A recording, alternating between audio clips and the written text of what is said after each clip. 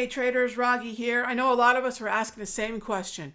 Is it over? So let's talk about what it is we want to take a look at in terms of the current market direction. Is this a downtrend? Is this just bearish chop? Where could we expect price to hold? How would it look like? So I want to give you at least some looks, right? So much of trading is just hypothesizing what we need to see in order to do something. So let's talk about the first thing that's most obvious. We are still operating in above average volatility. Now, at least today, it made sense as to why we would be in the first and nearly second standard deviation of movement on the NASDAQ. It's options expiration. We know max pain, we know volume, we know open interest is absolutely in play. So this would be a very normal day to see above average volatility. So this above average volatility is happening in a non-trend. We do have bearish momentum. Now remember, just because we have downward movement doesn't mean we may not be moving from one end of the range to wherever the other end of the range is. We could be still in a wide chop and just be moving with bearish momentum down to support. And that's the way I've got to treat what's happening right now, that we're not quite in a downtrend. Now I'm looking at the daily time frame. You might say, but Rog, I'm looking at, for example, a 1 hour time frame or a 30-minute time frame. Granted, those shorter term time frames are going to likely show more of a downtrend. But remember, the shorter term time frames are also going to have a shorter time horizon. So let's set our expectations to, if we're trading a 1 hour time frame, maybe 1 to 3 days of time horizon. If we're looking at the most psychologically significant time frame, where did the market close for the session? That's the daily, and that's why I'm going to work on this. You might say, Rog, are you bullish? I'm going to be focused on where the red meets the gold. So right now, based on my tools, the only thing I can do is look for where the red meets the gold. And come Monday, I would not anticipate more of this kind of action, because today was very much, in some ways, it's the tail end of the volatility we saw in crude oil. Obviously, geopolitics are still a big part of what's going on. But the good thing is, once we get a move like this in crude oil, once we get a hyper exaggerated move to volatility, it doesn't usually persist. We'll know on Monday better. Today's the first day. We'll know on Monday better. If we want to navigate that, the best way to do it is shorten the time frame and wait for the red or the yellow to meet the gold. Okay, Rog, what does that mean? That means I'm looking for neutral or red candles to trade up into the volatility of the daily price movement range. And that would be the way to operate until we start to bottom out. The way a bottoming out would look on the top tier pro system is we still end up with the gray in the lower row, but we start to get gray on the upper row. This is the bearish momentum that we've seen hit the market now for 5 candles. And so gold would be the focus. Now, let's say you say, Rog, I don't want to deal with a choppy bearish market. So that would actually eliminate looking at the broader averages. But it's a great big world out there, right? So when we ask ourselves, is it over? Is the struggle over? We have to be specific to the symbol that we're looking at. So let's look at it from this point of view. If I'm looking at a month-to-date view of normalized performance, not everything is weak. These symbols up in here, these are gold miners, metals and mining, energy, utilities, oil and gas services. These are your top 5 names. Now, if we go take a look at those places, right? Don't get locked into what you've always done. Don't get locked into the symbols that worked in Q1. This is not Q1 anymore. Now we ask ourselves, what is moving higher? Gold is moving higher. And even barring the crazy candle on crude was very well supported after that crazy wick of a candle. So crude is still generally moving higher. Gold is moving higher. What else is moving higher? Metals in general. Take a look at copper futures. HG, this is going to benefit the XME. This is going to benefit the XLB. This is going to benefit stocks like Freeport-McMoRan. Right? This doesn't have to be what semiconductors, Nvidia, Meta, or the NASDAQ is doing next. I would still stay clear of financials for a few more days. We'll talk about that in the next update. But right now, it's making so much sense to focus on places where commodities are leading the charge. So we're thinking silver, copper, gold, crude oil. That's where the strength at the top of the food chain. So think about what those commodities are. They're sort of the index, if you will. They're the largest influence on what's happening in many ways on energy stocks. Energy stocks move better when crude oil, unleaded gas, heating oil, when all those are moving higher, led by crude for sure. Is it a better bet to focus on two things? What are we looking for?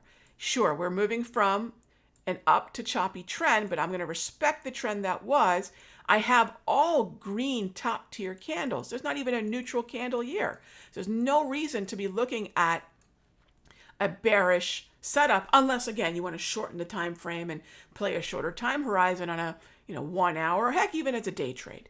This environment still tells me that either a mean reversion or the daily price movement range is very much what is in play. And as long as crude heads higher, as we get out of this OpEx caution day, we're going to start to want to focus on these places. Energy, gold miners, gold, crude oil, copper, and the XME, the metals. And if we can find the relative outperformance there, that means the buy the dip is so much more likely to continue. That's what we have to. So we have to ask ourselves, what are we focused on? What we trade is more important than how we trade it. So what we trade to the upside would be these sectors primarily. What about to the downside? Okay, Rog, I get it. You're bullish, but what about to the downside? Take a look at this list down in here. Healthcare, tech, consumer discretionary, real estate, semiconductors. What a shift semiconductors have had from being the number one normalized performance sector to the second to the last and the bottom. This is how important it is to be able to measure and shift gears. Then you have your home builders, home construction at the bottom. So if you want to be bearish, go look for weakness in those places. So we'll stick with strength in the top 5. We'll stick with weakness in the bottom 5. And then we'll find those stocks or sectors that are moving lower. So if I take a look at example at one of the names at the bottom of the list, ITB, right? I look at ITB and say, is this pretty weak? Yeah, a lot of red candles, not a downtrend though. So then I can say, all right, well, obviously ITB is moving down for a reason. Something within it is weak. Well, what within it is weak? What has a downtrend? So this is how we scan. Okay, now we can see what's the weakest here. Home Depot, Sherwin-Williams. All of these have bearish momentum.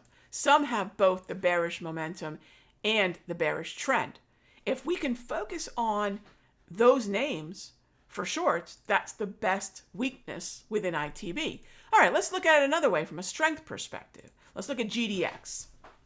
GDX is moving higher, and GDX is a very liquid option. So I would highly recommend trading GDX for GDX. What else is moving higher? We got to find the trends that have preferably a bullish momentum and a bullish trend. If there aren't any, no problem. We have GDX. We can play what I like to call the tide, right? I can play the tide and not an individual boat. Now, I would definitely keep an eye on Newmont Mining and Barrick Gold. These are very likely to reorganize, but let's keep an eye on the green on the momentum and the green on the trend. If those start to reorganize, we're in good shape. That's the way we want to think about what's going to happen. We don't want to see these turn necessarily red, right? That would not help in any way. We want to think about, can these stay bullish momentum and eventually go bullish trend? So we're looking for some green momentum as we go into next week. If not, pullbacks on GDX, buy those long calls on the dip to the daily price movement range. All right, let's take a look at XLE here. So I hope I'm giving you a lot of names to consider in places that are more likely to follow through the upside. XLE definitely got rocked by some of the volatility. There's no trend here at the moment. So that brings up a question. Okay, Rog, what happens if we don't have a trend? We can still rely on the daily price movement ranges. Absolutely. Do I want to be bearish in this corner of the market? I absolutely do not. But I'll focus on things like Exxon, Chevron. Let's not look at Schlumberger because why? It has bearish momentum, right? So if we can find something neutral or bullish momentum neutral, that's great. That would be fine. That would give us clarity that we need. So ultimately, you'll see all this gray means just neutral. There's no bullishness, there's no bearishness, but we can see all the green candles. So which stocks would I focus on? The ones that are maybe neutral but have the most green. And if it has green and yellow, that's okay too. But green and red, I'd be a little bit more cautious on, right? It's not that it can't bounce. It's still likely going to follow the rising tide. But if we can prioritize mostly green, then maybe green and yellow, and lastly, maybe a little bit of red, we'll at least have a list of stocks that are most likely to move higher. And that's the way I'm going to operate going into this last bit of April. Where are the trends? That's where they are. How do we want to trade them? It depends on which end of the relative performance scale you want to focus on. Hopefully I've given you a lot to work with in both directions. So again, is it over? It's not really been a problem in some places. We'll know early next week, based on the kind of action we see on Monday, whether or not we can start to see some support kick in the broader averages. So we had the luxury of waiting because not everything is moving the way, for example, the Dow is, right? XLE is on its own journey. GDX is on its own journey. There's a lot more relative performance there. So there's a lot to like. Let me give you all the daily time frame before we wrap it up. There's a lot to like here. We just have to be patient. The fact that we've left this massive wick to the downside is promising. We did not close heavy. This was not a heavy close today, meaning we weren't closing near the lows of the range. Right? That's not what happened. So let's take a look at what happens on Monday and if we can start to exceed some of the highs from today's session and possibly put in some minor low patterns. We'll talk about this more next week.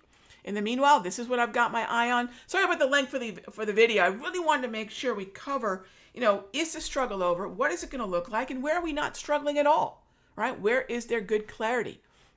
Let's start here. If you have any questions, as always, feel free to put them down in the comments. Thanks as always for smashing the like button, and I'll see y'all in the next update. Hey traders, Raghi from Simpler Trading.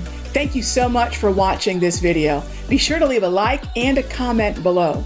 And remember, subscribe and click the bell icon so you'll get notified of the next update.